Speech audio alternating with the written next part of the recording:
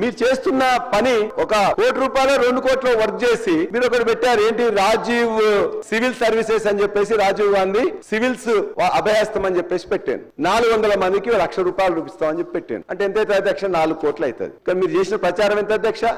40 కోట్ల ప్రచారం చేసిండ్రు. 40 కోట్ల ప్రచారం అవుట్డోర్ చూసినా, ఎలక్ట్రానిక్ చూసినా, ప్రింట్ మీడియా చూసినా, ఏ పేపర్ లో చూసినా, పేపర్ మొత్తంలో కూడా మేము ₹1,00,000 ఇస్తున్నాం, ₹1,00,000 ఇస్తున్నాం అని ఇచ్చింది 4 కోట్లు. 40 కోట్ల ప్రచారం జరిగింది. ఇది సరైనది కాదు అధ్యక్ష.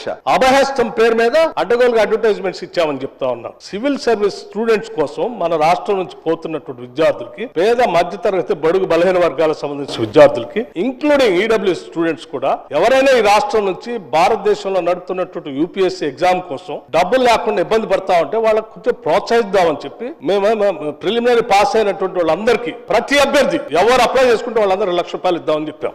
మెయిన్స్ కంప్లీట్ చేసి ఇంటర్వ్యూకి పోతా ఉంటే ఢిల్లీకి పోయి ఆడ ఉండటానికి, కోచింగ్ తీసుకోవడానికి ఎంతో కొంత సాయం చేస్తే కొద్దిగా ఎక్కువ మంది ఇంటర్వ్యూలో సెలెక్ట్ అయ్యి మన రాష్ట్ర విద్యార్థులు వస్తే రాష్ట్రానికి గౌరవం, కొంత మర్యాద, కొంత భవిష్యత్తులో వాళ్ళు ఎక్కడున్నా కానీ రాష్ట్ర ప్రయోజనాల కోసం ఉపయోగపడతారని వాళ్ళకు ₹1,00,000 ఇద్దామని చెప్పాం. ఇది మంచి పథకం కదా అధ్యక్ష? Is there anything wrong in this? In the interest of the state కదా చేసిన దానికి మీరు 4 కోట్లు చేశారు, 40 కోట్లు అడ్వర్టైజ్మెంట్ చేసుకున్నారు. నేను అడుగుతా ఉన్నాను పల్లా రాజేశ్వర రెడ్డి గారిని, అడ్వర్టైజ్మెంట్ మీరు చూసారా?